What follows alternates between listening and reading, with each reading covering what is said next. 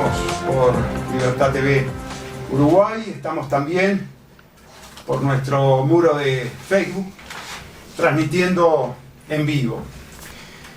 Amigos, es necesario que destaquemos la diferencia que debemos marcar con total responsabilidad política en el discurso de la campaña electoral con el resto de los precandidatos. ¿Por qué debemos marcar esa diferencia? Porque mientras los precandidatos, en función de la cantidad de compromisos que tienen con el establishment, es decir, con la élite de poder, situación que no tenemos nosotros. No estamos comprometidos, no estamos condicionados. Por lo tanto, podemos hablar de los grandes temas nacionales que los otros candidatos evaden hablar. Prefieren hablar de trivialidades. Prefieren hablar de superficialidades y, por lo tanto, de falsas promesas. Falsas promesas porque eluden poner de manifiesto que el Uruguay, lejos de ser un país auténticamente soberano e independiente, está inserto en un contexto internacional con características muy peculiares. Esas características peculiares, amigos, han sido puestas de manifiesto hace mucho tiempo por diferentes sectores que hoy gobiernan y que hoy le mienten al pueblo, que hoy se olvidaron de aquellos discursos que tienen plena vigencia. Cuando se habla de globalización, en realidad se está hablando de imperialismo. Y un imperialismo muy particular, amigos.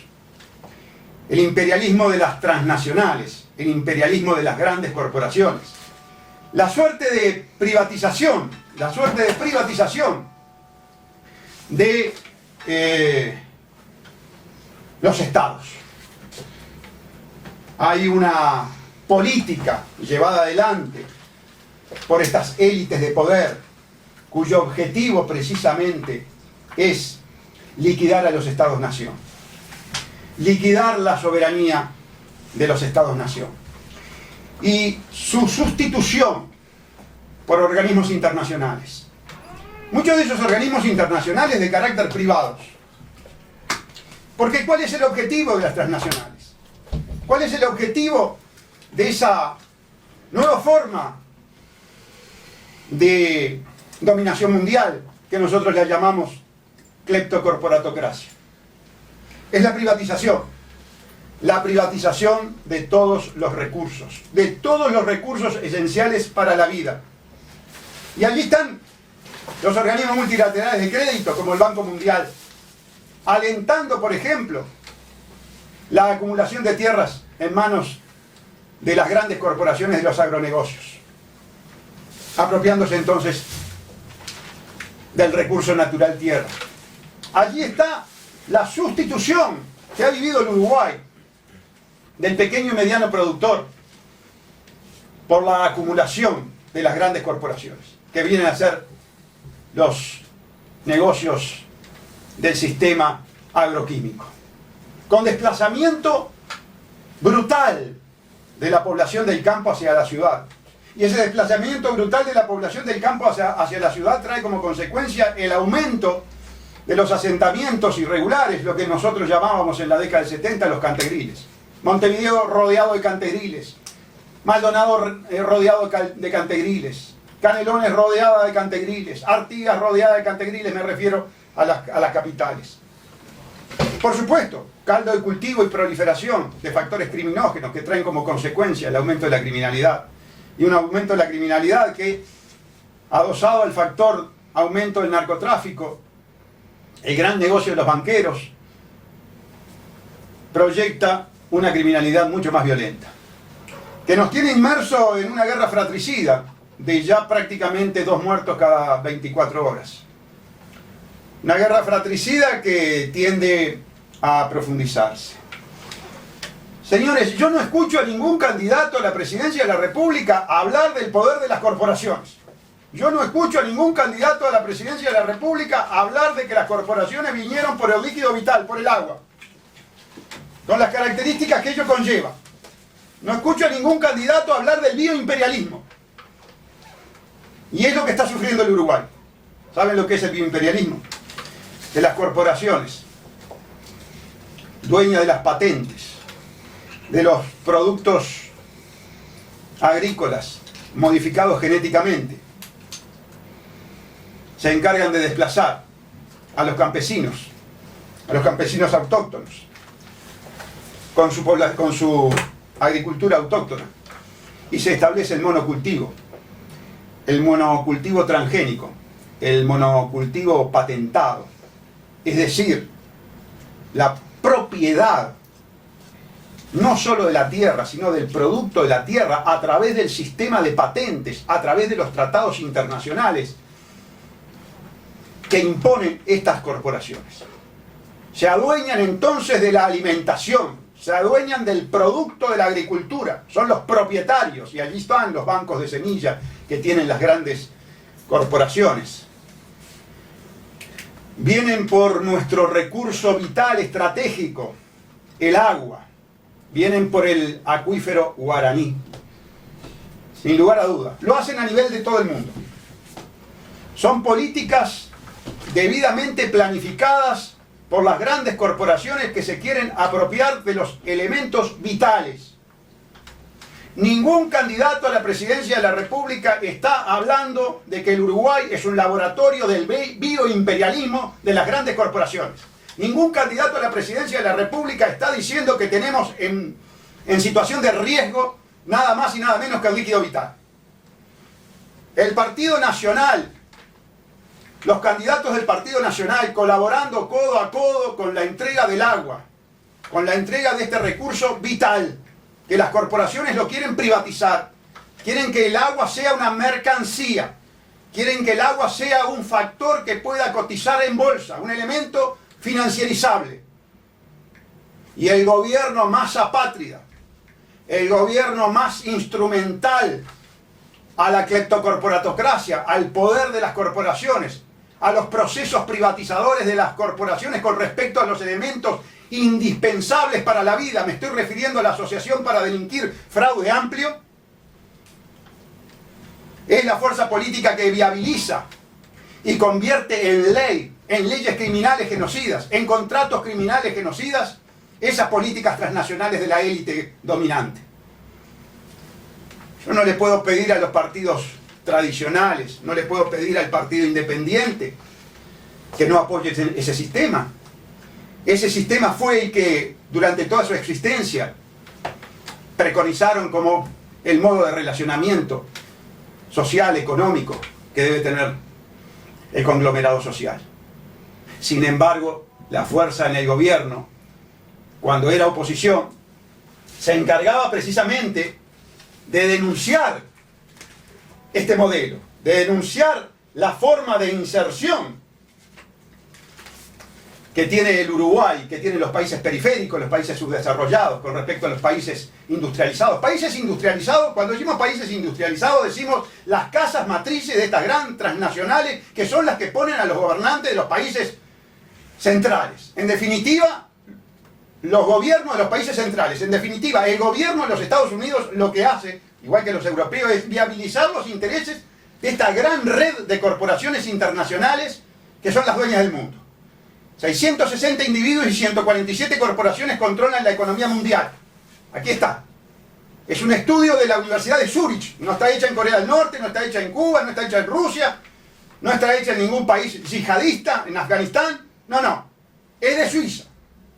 Del centro banquero más importante, donde tiene asiento el Banco Internacional de Pago, la institución más importante privada en materia financiera, dueña de los Rothschild de esa institución. Nos están diciendo entonces que hay 660 individuos que mandan el mundo. Y esos 660 individuos se quieren apropiar de todo lo elemental para la vida, inclusive el agua. Y no se dice ahora, no es de ahora. Esto se venía diciendo desde 1970. Hoy tenemos la culminación. Esta es la culminación de lo que decía un señor cuando de establecía en un libro lo siguiente: los países capitalistas independientes existen porque hay un grupo de países capitalistas dependientes y viceversa. Los primeros han fundamentado su proceso de desarrollo económico en la explotación imperialista de los segundos. Explotación imperialista de los segundos. Que quede bien claro. ¿Saben quién decía esto? El traidor, el mentiroso, el panqueque de nuestro ministro de Economía, Danilo Astori. Y esto es verdad. Y es lo que estamos viviendo actualmente. Y es lo que lleva adelante él con estas políticas de entrega de la patria, de sometimiento ante los requerimientos de las corporaciones que vienen por el elemento vital. ¿Qué candidatos escuchan ustedes con este discurso? ¿Qué candidato revela esta conspiración de las transnacionales para el sometimiento total del pueblo uruguayo? A nadie. Todos son instrumentales. Y si no, porque a veces las generalizaciones son injustas, vamos a darle la oportunidad. Vamos a instar a los candidatos a la presidencia de la República a que se expidan con respecto a este tópico, a este tema fundamental, que es la entrega de los recursos naturales a las corporaciones, que son las legislaciones de privatización perversa que han llevado adelante los partidos con representación parlamentaria, que es el contrato de UPM, que es un contrato genocida. A lo largo de la audición, amigos, y con verdadera desesperación, voy a dar datos con respecto a lo que está pasando con relación al agua, a las políticas que proyectan estas transnacionales con respecto al agua. Miren que la privatización del agua, señores. Miren que el uso industrial del agua, señores. Miren que la contaminación del agua por el modelo agroquímico escogido en el laboratorio de Rockefeller llamado Uruguay, donde se desarrolla intensamente la revolución verde. En este laboratorio la consecuencia es que los más humildes, o sea la gran mayoría del pueblo uruguayo, tenga que tomar agua podrida, porque no va a tener dinero para pagar los bidones, como paga Tabaré Vázquez, que se lo descargan en la puerta de la presidencia y yo lo tengo filmado. Es el peor método de discriminación, es el peor método antisocial, y lo lleva adelante este gobierno, apoyado por el Partido Nacional, por el Partido Colorado, por el Partido Independiente, y no veo a la Unidad Popular muy en contra de esta situación. Nosotros decimos, de ninguna manera vamos a permitir la apropiación del líquido vital, del agua dulce, por parte de las transnacionales. Vamos a llevar adelante lo que votó el 66% del pueblo uruguayo, que es el artículo 47 de la Constitución, que la prioridad del agua la tiene el consumo humano, no la tiene UPM. No vamos a permitir más el modelo agroquímico que contamina los cauces de agua dulce. Vamos a ir a la expoactiva de Soriano, que es expresión del modelo agroquímico, a decirle, señores, por la vida de sus hijos, por la vida de sus nietos, tenemos que hacer un esfuerzo. Los que saben, los técnicos, tienen que hacer un esfuerzo porque este modelo se agotó. Este modelo nos está matando, nos está enfermando, nos está contaminando, nos está envenenando. Yo desafío a ustedes, amigos, a que busquen algún candidato que esté hablando de estos temas existenciales, ontológicos, de la vida. Que bajar el gasoil, que hacer este determinado tipo de reforma tributaria. ¿De qué estamos hablando? No precisás gasoil barato, no precisás reforma tributaria si estás enfermo y muerto. Uruguay en el 2019 tiene por delante una decisión trascendental.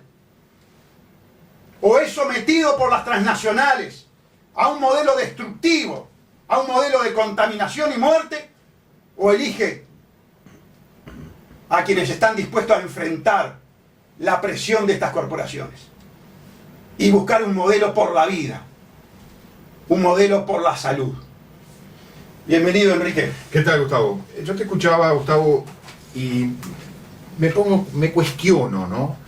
Lo siguiente, ¿hicieron bien los uruguayos ese 66,6%, dentro del cual no me incluyo porque no voté la reforma del agua? ¿Hicieron bien en votar la reforma del agua?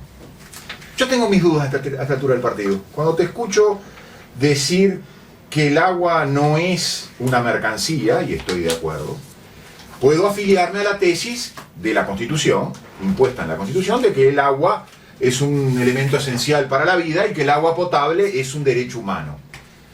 Ahora, ¿hicieron bien los uruguayos? Porque el hecho de que parece que el hecho de que fuera un elemento, un derecho humano el agua potable y un elemento esencial para la vida, los cursos hídricos, el agua en bruto, por decirlo de alguna manera, nos está jugando en contra, Gustavo. Porque tú usaste la expresión mercancía. Ahora, ¿la mercancía se regala? La señora de Mitterrand vino en su momento a dar manija acá al Uruguay, a decir, tienen que declararlo derecho humano. Porque ningún país en el mundo lo ha declarado derecho humano. ¿Y sabes qué me hace acordar? Cuando en algún momento se quisieron meter en el Brasil con el Amazonas, y Chico Buarque y algún ministro dijeron, no, el Amazonas no, es nuestro. Bueno, el agua es nuestra. O como derecho humano, y entonces tenemos derecho a compartirlo para los más necesitados. Pero no para las grandes corporaciones y las grandes empresas. Y menos regalado. O es una mercancía como el petróleo, o como las riquezas del Amazonas. Y entonces se las tenemos que vender bien caras. Optamos porque fuera un derecho humano. Ahora, ¿eso quiere decir que al optar porque fuera un derecho humano se lo tenemos que regalar a Botnia, a Montes del Plata, y a UPM y a UPM2? Y a Coca-Cola, y a Nestlé, y a todas las demás corporaciones de la alimentación. Y resulta que a los únicos que se la cobramos, vía OCE, vía tasa de saneamiento, es al resto de la población. Yo tengo entendido que Botnia, por ejemplo, UPM1, a mí me gusta seguir yo hablando de Botnia, ¿no? Yo sé que se cambiaron el nombre porque el nombre había quedado muy cascoteado a nivel mundial. Pero a que apenas se le cobra un canon por la sustracción del agua. Y esto es otro aspecto muy importante de lo que significa la industria celulosa, una de las industrias reconocidamente en el mundo como de las más contaminantes, empezando por Finlandia, donde contaminaron todos los mares congelados que tienen los finlandeses. Pero hay el uso, el empleo, el abuso del recurso hídrico en materia, en cuanto al agua, tiene tres grandes sectores, para que la gente lo entienda, porque hubo alguien que me dijo y me hizo ver, a la gente hay que decirle todas las cositas directamente porque si no la gente no entiende. En la celulosa, la materia prima son los troncos, los árboles, los eucaliptos, que chupan durante 7 años los que las coníferas en Europa les demoraban 70 años. La riqueza del suelo, la humedad del suelo, el agua del suelo. En cada tronco va agua. Por esa agua el Uruguay no le cobra nada a Botnia, se la regalamos. A Botnia, a UPM, a Montes del Plata. A UPM2 cuando se instale. En el proceso productivo necesitan agua dulce también. No lo pueden instalar con agua salada, tienen que ir a los ríos. Chupan, tienen un chupón, como ocurre con Botnia UPM1, que chupa inmensas cantidades de agua para el proceso productivo, para que se mueva la máquina industrial que provoca la celulosa. Segundo uso del agua, al cual se le cobra un canon ridículo. Tercer uso del agua, se utilizan los cursos hídricos como vía de escape de la contaminación de los efluentes con organoclorados, que aumentan los nutrientes, que aumentan las cianobacterias, si alguien quiere unir los temas. Tres usos del agua gratuitos que tiene esta empresa, que no le cobramos un mango. ¿Qué diríamos si fuera petróleo? ¿Se lo regalaríamos? Entonces, yo vuelvo a preguntarme, ¿hicimos bien los uruguayos al declarar derecho humano al agua? Porque de esa manera le dimos un filón a este gobierno traidor y a estas corporaciones que son los amos de este gobierno cipayo para llevarse el agua gratis y no cobrársela. Y ojo con que alguien hable de cobrar una tasa o un tributo porque enseguida nos van a poner encima los tratados y los contratos de inversión. No, si vos contrataste de esta manera y me regalaste el agua, ahora no me la podés venir a cobrar. Pero hay otro elemento de los que tú mencionaste que yo quiero hacer referencia a partir de un artículo de una columna del señor Martín Aguirre, uno de los corredactores responsables del diario El País de este domingo, bajo un artículo que escribe con el título Tabaré, UPM y las noticias falsas. Yo quiero hablar de los uruguayos complacientes, Gustavo.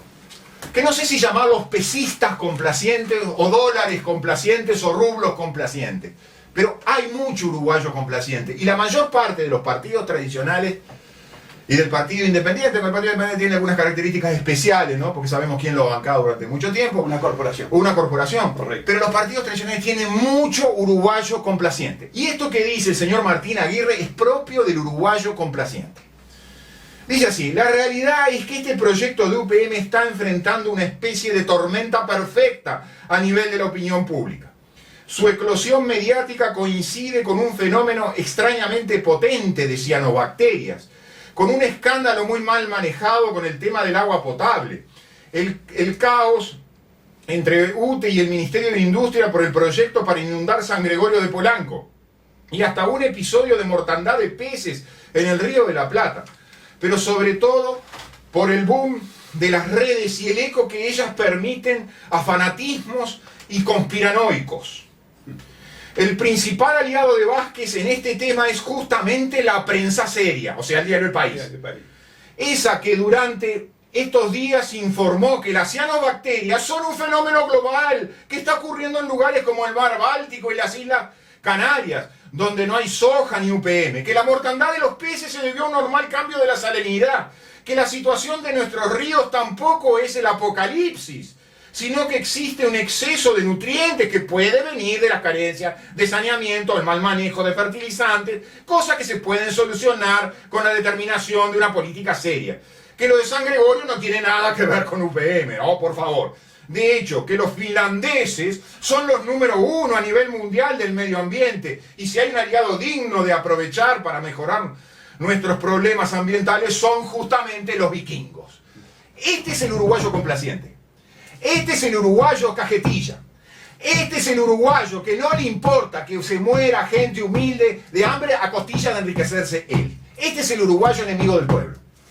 Totalmente de acuerdo, y por supuesto, los medios de comunicación, empresas capitalistas que priorizan la ganancia, perfectamente compradas por las corporaciones transnacionales para sacar un artículo que quiere decir, este artículo, señores, quiere decir 2 más 2 es 5, porque del propio artículo emerge claramente que la consecuencia que se saca es un disparate y que la razón la tenemos nosotros, que el modelo agroquímico impuesto por Rockefeller, por las corporaciones que vienen a sacar ganancia de la tierra y del agua, trae como consecuencia ineluctable, científicamente vinculado, causa-efecto, la contaminación del agua. Y la contaminación del agua trae como resultado, causa-efecto, la enfermedad y la muerte.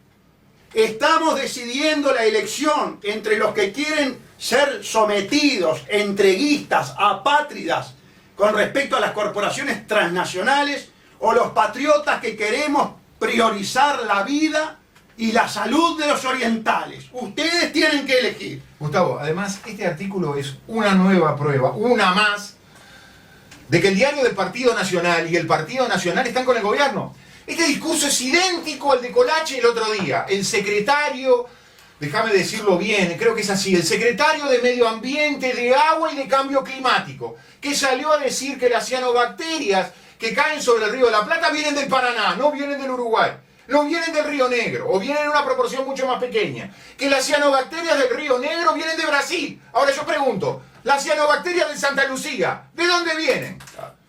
Entonces, pero déjame terminar, Gustavo, porque esto es fundamental. El Partido Nacional, a través de su medio de prensa número 1, apoya al gobierno, le sale a decir a Tabaré Vázquez, estamos con usted en materia de UPM.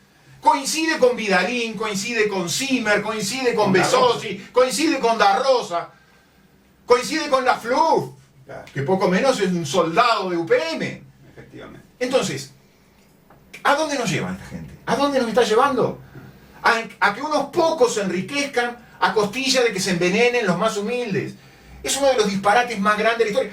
Por estas razones, por estos señores, hace 200 años, estamos por cumplir 200 años, Artigas se fue al Paraguay a rearmarse, para venir a combatir, entre otros, a estos señores, para sacarlos del Uruguay. Lo metieron preso y se comió 30 años preso en el Paraguay. Cuando le invitaron los Riveras, que le habían puesto precio a la cabeza, cuando le invitaron, la invitación no la abrió. Devolvió los sellos lacrados sin abrirlos, como diciendo, váyanse, ya sabemos a dónde. Ah, carajo, muy bien. Vamos a la pausa, Federico, y volvemos. Mi madre siempre me dice que es importante recordar para valorar lo que tenemos. Es cierto, niña, mamá debe recordar cuando Uruguay vivía un legítimo Estado de Derecho y sus gobernantes no violaban sistemáticamente la Constitución. Es que ella vivió muchos cambios. Por ejemplo, hay cosas que para mí ya son normales, como Es lamentable que para ti, y todos nosotros, sea normal que muera un uruguayo cada 20 horas a manos de la delincuencia. Es normal que el Estado pierda juicios millonarios con empresas extranjeras y los deba pagar el pueblo. Es normal que el Estado haga negocios turbios con gobiernos dictatoriales y le prohíba al pueblo pedir cuenta de ellos. que todas las niñas y niños tengan computadora y puedan programar. Yo hago robótica. Falso. En un principio muchísimos padres de estos niños vendían las computadoras en la feria. Hoy día el 70% de los niños la usan para juegos y escuchar reggaetón, y sus padres para navegar redes sociales. Este fue un gran negocio para Javier Vázquez, hijo del presidente, quien le vendió al Estado estos equipos. Hoy es normal ver un paisaje de aerogeneradores y que exportemos energía. Otro engaño. Los aerogeneradores son privados, y el gobierno nos obligó a comprar toda la energía que generan, aunque no la necesitemos. El pueblo paga en promedio $70 por megavatio y el gobierno lo exporta a $11. ¡Qué gran negocio! Esto es solo parte de la mentira que nos quieren vender. ¿Vos vas a comprar? Amigos, desde estos micrófonos y todos los que tenemos a disposición, Enrique, inclusive en un gran esfuerzo, trata de hacer comprender cómo la maquinaria jurídica, legislativa, internacional, trata de liquidar la soberanía nacional, trata de liquidar el Estado-Nación, para que precisamente estas superentidades privadas, que son la red de corporaciones, la cleptocorporatocracia, pueda entonces apropiarse de los recursos y apropiarse de nuestra vida. Pero yo quiero corroborar esa situación objetiva, que no la puede negar nadie. El que la niega es un mentiroso, es un estafador intelectual. En una entrevista publicada por el New York Times en agosto del 76, el inefable Brzezinski, que era el asesor de seguridad del gobierno de Jimmy Carter, afirmaba que en nuestros días el Estado-Nación ha dejado de jugar un papel. En términos parecidos se expresaba el financiero Edmond de Rothschild en la entrevista Enterprise. La estructura que debe desaparecer es la nación. Otro destacado trilateralista, R. Gardner, significaba en el Foreign Affairs, revista del Consejo de Relaciones Exteriores, un think tank de las corporaciones, los diversos fracasos internacionalistas acaecidos de 1945, a pesar de los esfuerzos por evitarlos llevados a cabo por las distintas instituciones de reclutamiento mundial, proponiendo como refuerzo alternativo a esta situación la creación de instituciones adaptadas a cada asunto y reclutamiento muy seleccionado al objeto de tratar caso a caso los problemas específicos y corroer así, trozo a trozo, la soberanía de las naciones, las soberanías nacionales. Hay un plan corrosivo hacia las estructuras nacionales, hacia la soberanía. ¿A través de qué? A través de los tratados de inversión, a través de los contratos de inversión. Gritamos. El anacionalismo, es decir, las corporaciones anacionales privadas, el derecho anacional, la lex mercatorum, pero que ha tenido como una especie de buena recepción, de abrazo nostálgico del internacionalismo marxista. El internacionalismo marxista, que se quedó sin la Unión Soviética, salió desesperada a buscar algo de qué abrazarse. Y encontró este nacionalismo, también internacionalista. Y dijo, algo se parece al mío. Busca el dominio, me abrazo con él. Hago plata con él. Subsisto con él. Es el maridaje perverso al que tú has hecho referencia tantas veces, pero ahora a nivel internacional. Yo he insistido muchas veces que quizás como un paso previo al nuevo orden mundial o a la concreción del nuevo orden mundial, va a existir una organización que va a juntar a Naciones Unidas y a la Organización Mundial de Comercio. Es decir, Naciones Unidas, un organismo internacional público, con un organismo privado como es la Organización Mundial de Comercio. Y tarde o temprano va a haber una especie de cúpula integrada por todavía algunas potencias mundiales, algunos estados todavía, y con las corporaciones a su lado teniendo voz y voto a la misma altura que los propios estados, esos estados potencia. Ese quizás sea un paso previo, pero ¿cuál es el sentido de la destrucción de los estados-nación? El sentido de la destrucción de los estados-nación no es solo por la soberanía nacional, sino porque el estado-nación, en su gran mayoría, en el estado-nación hablamos de una república, es decir, de una estructura de 3 poderes, y hablamos por lo general de una democracia, es decir, de una voluntad popular. Y esos son los 2 elementos a eliminar: las estructuras del derecho público que hacen a la república y la voluntad popular. ¿Sustituirla por qué? Sustituirla por la voluntad de estas grandes corporaciones. Entonces, claro, el feudalismo, el regresar a las formas de feudalismo, la cleptocorporatocracia, como tú lo llamas, yo lo llamo neofeudalismo, es utilizar un instituto de la historia del feudalismo, volverlo a implantar. Algunos dicen que nunca murió, que siempre estuvieron, que los grandes señores feudales se transformaron en las grandes corporaciones, o los grandes directivos de las corporaciones, y que estaban al acecho, a la espera de ¿qué? De que empezara a fisurarse los estados-nación, que se empezaran a romper los estados-nación, no sé cómo era la expresión que utilizaba allí, a corroer los estados-nación, a que se desarticularan los estados-nación. Y entonces, ¿quiénes vuelven? Los que estaban antes de la república y de los estados-nación, los señores feudales. Claro.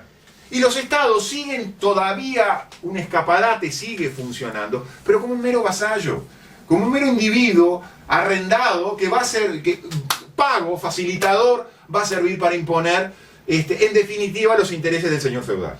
Señores, con el criminal de lesa humanidad, Tabaré Vázquez, que nos gobierna, esta descripción se torna absolutamente palmaria, tangible, internalizable rápidamente.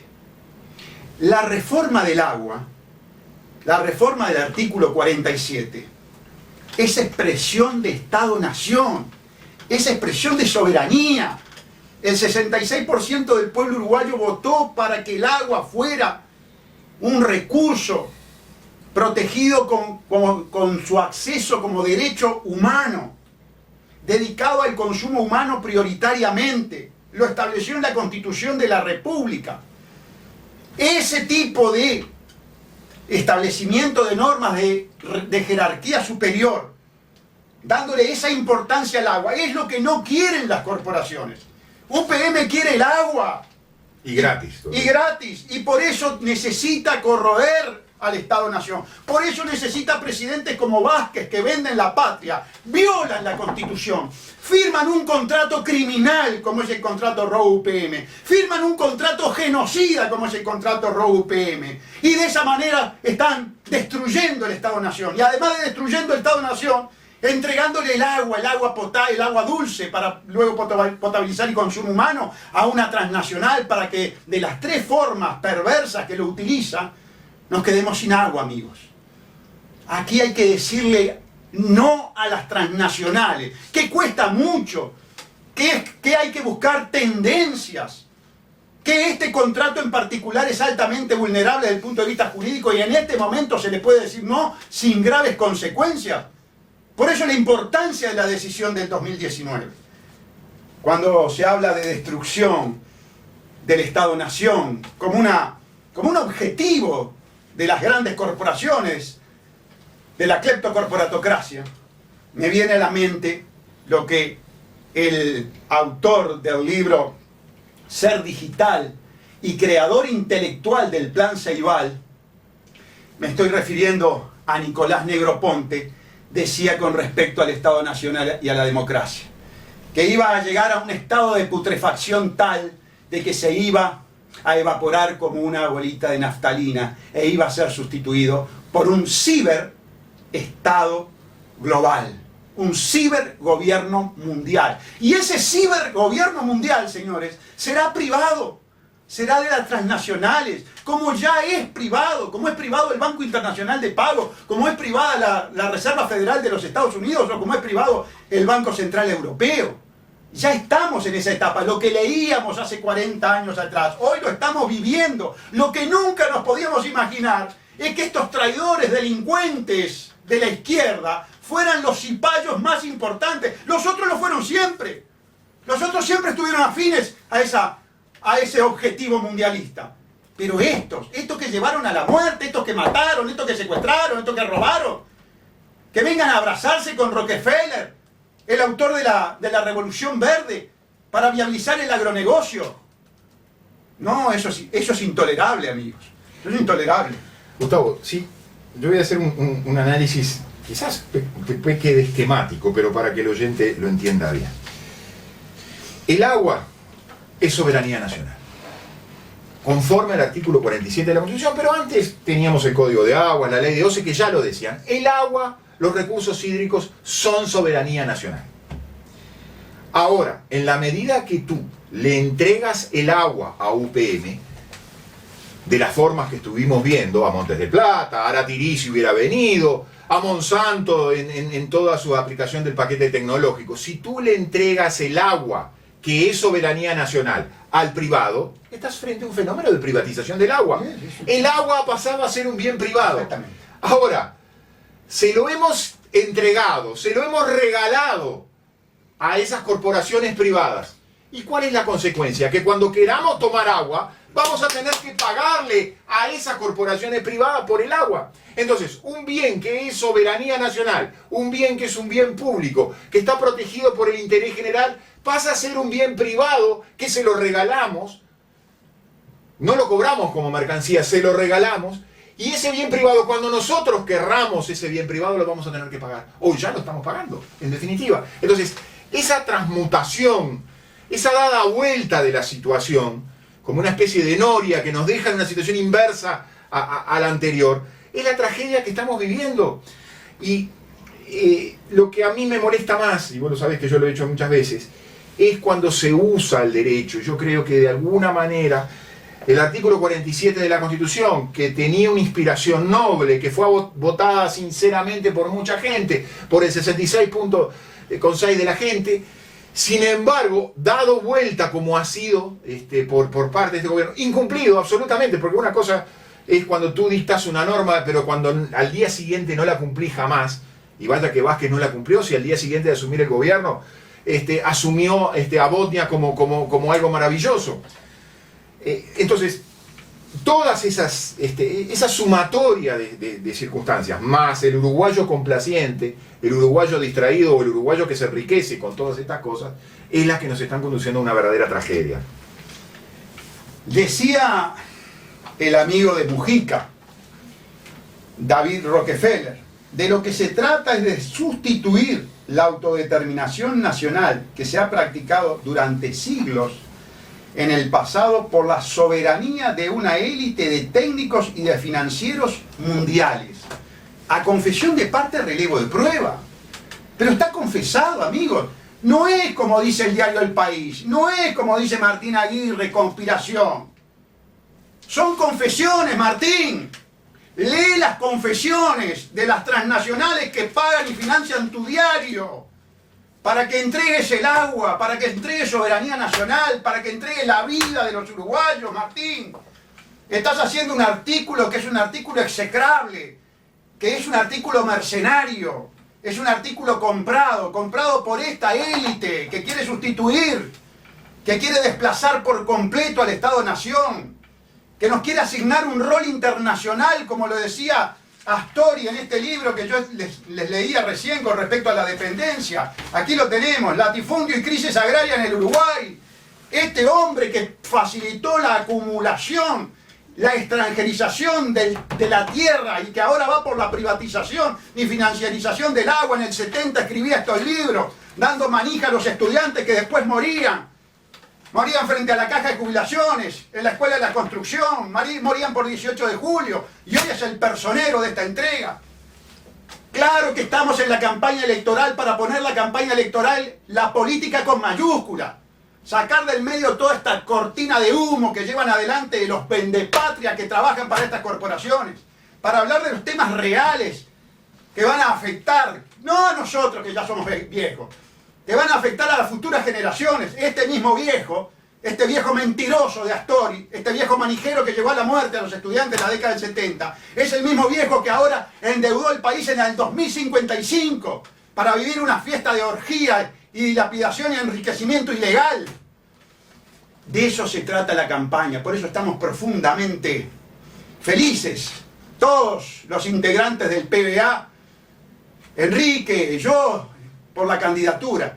No sé si sacamos 500, 2.000, 5.000, 60.000 o ganamos la elección, no sé. No me interesa a esta altura del partido. En este momento no me interesa. En este momento me interesa poner la campaña electoral en los temas centrales de política con mayúscula. No en los vendehumos. No en los que quieren permanecer en la butaca de privilegio del Palacio Legislativo, a costa de entregar el agua, la tierra y la soberanía nacional. Estamos para otra cosa. Y si no entramos en la Cámara y si no salimos nada, seguiremos en esta lucha, porque esta es la lucha por el futuro, esta es la lucha por mis nietos, esta es la lucha por los nietos de ustedes. Privatización del agua, ya está privatizada, amigos.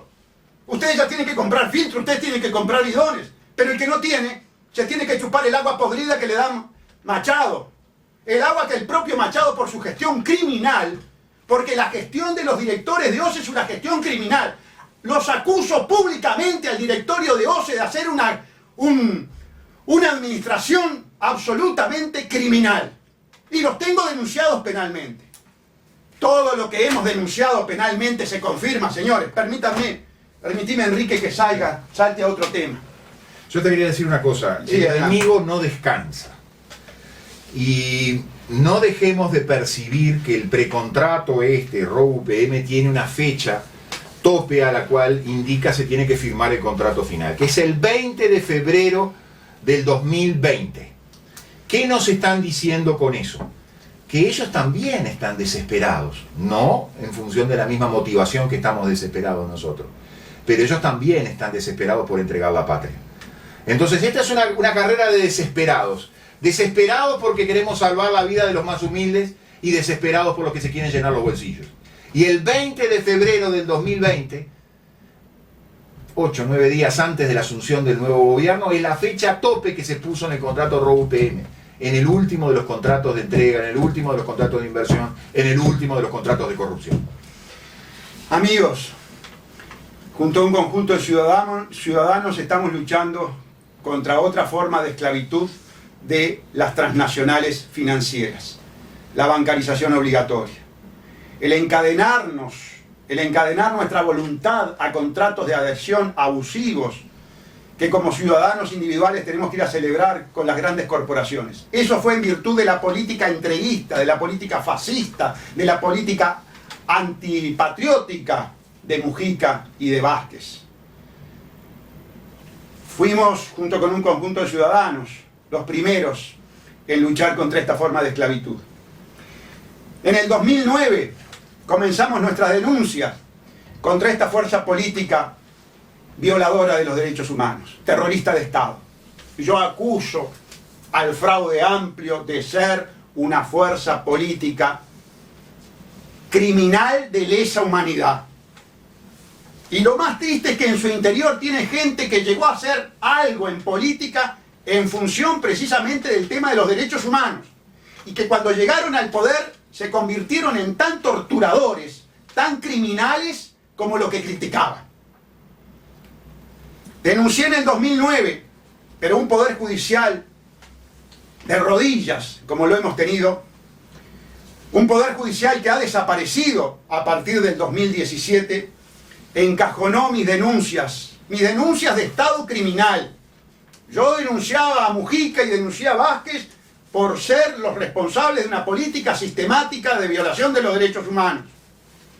Ahora viene la ONU, como vino en el 2009 Manfred Nova, con el cual me entrevisté, a ratificar, a corroborar que las denuncias, que el único ciudadano de este país que denunció por criminal de lesa humanidad a Mujica y Vázquez tenía razón. No fue la calle, no fue Bordaberry, no fue Larrañaga, no fue Mier, no fue el Partido Independiente, no fue la Unidad Popular. Un ciudadano se presentó en los tribunales y dijo: aquí se tortura, aquí hay hacinamiento carcelario, y por imperio de lo dispuesto en la ley que la propia izquierda promovió, la 18.026, artículo 22, hacinamiento es tortura. Y hoy la ONU dice: Salle tenía razón. Vázquez y Bonomi son criminales de lesa humanidad. Y la denuncia 2-38/500/2016 con este informe de la ONU va a ser sacada del archivo donde nunca debió ir, porque al estar en el archivo y al tener un gobierno criminal de lesa humanidad, evidencia que el Poder Judicial es cómplice, es encubridor de los crímenes de lesa humanidad de este gobierno. ¿Saben por qué? Porque el actual sistema de la Suprema Corte de Justicia es violar la Constitución, es actuar como un adherente más a la causa frente amplista. Se reúnen en reuniones inconstitucionales que violan la separación de poder, haciendo proyectos de ley. Quien va a juzgar eventualmente sobre la constitucionalidad o inconstitucionalidad de la ley se reúne con el Poder Ejecutivo, se reúne con un servicio descentralizado, como se reunió la ministra Mimbiele con el fiscal general Díaz y con el ministro Bonomi, una reunión de frente amplista, por supuesto, violando la independencia de poderes para proyectar una reforma, convalidando lo que dijo Viana antes de que se sancionara este código. No el centro masónico que levantó Luis Pacheco. No. Aquí el que viene hablando hace años que esto es un mamarracho, que es un código inmoral, que es un código criminal, que tomó la conducta moral de hidalguía, de irse para no aplicar un código inmoral, fue Enrique Viana. Y tenía razón. Los legisladores fueron unos burros. La Suprema Corte de Justicia actuó con total carencia de sentido técnico, científico, jurídico. Viana tenía razón. El código es un mamarracho, el código es una porquería. Y hoy lo tienen que reconocer. Van a enmendar la porquería. ¿Y saben qué? Cuando se enmienda la porquería sigue siendo porquería. Aquí hay una sola solución. Además el proceder es el mismo. El proceder de cuando se aprobó el código fue un proceder de logias, donde la masonería y la orga se abrazaron y ahora se vuelven a abrazar. Para hacer el maquillaje que van a hacer ahora, porque no va a ser más que un maquillaje, se vuelven a abrazar. Y todo es, y la gente no lo termina de entender, todo es porque este código tiene dos razones fundamentales para existir. Una razón exógena es una imposición imperial. Exactamente. Y una razón endógena, protege a los corruptos. Exactamente. Entonces, por eso hoy se vuelven a reunir, porque no pueden derogar el escudo protector. Va preso Vázquez. Porque un Poder Judicial independiente a la denuncia 2-38.500/2016 le daba trámite y estaban declarando Bonomi Vázquez. Y estaban declarando Bonomi Vázquez en función de los criterios jurisprudenciales que sentaron dos frente amplistas, Mirta Yance y Luis Charles, con la sentencia de Goyo Álvarez. No sé si Mirta Yance salió a hacer algún comentario ahora con respecto a esto de la ONU. En realidad nunca hizo el comentario. No, y eso que integró el Instituto de Derechos Humanos, el Instituto que ha tenido y sigue teniendo una venda en los ojos cuando la ONU se pronuncia y dice que en el Uruguay se tortura. Correcto.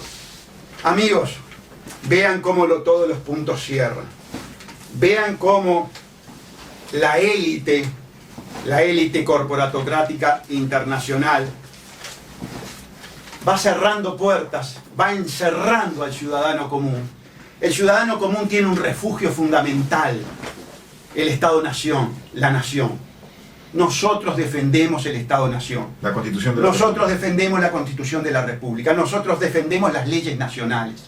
No me vengan con los tratados, no me vengan con los contratos de inversión, no me vengan con los organismos internacionales, porque ellos son precisamente el brazo. Con la agenda de derechos. Con la agenda de derechos. Cuando todos los derechos están establecidos en la propia Constitución de la República. Exactamente.